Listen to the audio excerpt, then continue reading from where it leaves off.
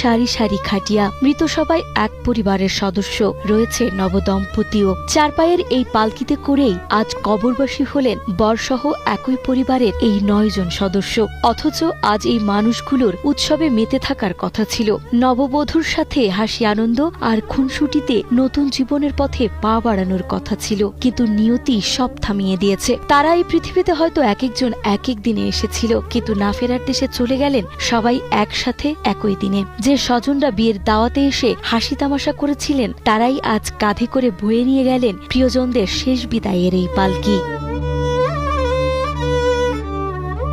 মোংলার শেহালা বুনিয়া গ্রামে বর সাব্বির হোসেনের বাড়িতে এখন চলছে বুক ফাটা হাহাকার। বুধবার রাতেই যে বাড়িতে বিয়ের বাদ্য বেজেছিল, শুক্রবার ভোরে সেখানেই পৌঁছায় 9টি নিথর দেহ।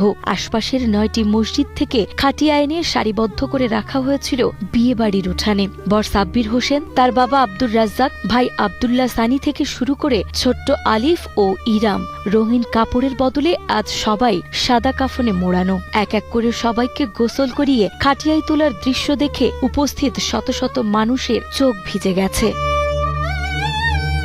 এই মর্মান্তিক ট্র্যাজেডির সূচনা বৃহস্পতিবার বিকেলে। কয়রা থেকে বিয়ের অনুষ্ঠান শেষে নববধূ মার্জিয়া মিতুকে নিয়ে মাইক্রোবাসে মোংলা ফিরছিলেন বর সাব্বির ও তার পরিবার, কিন্তু রামপালের বেলাই ব্রিজের কাছে নৌবাহিনীর বাসের সাথে সংঘর্ষে চুরমার হয়ে যায় তাদের নতুন জীবনের স্বপ্ন।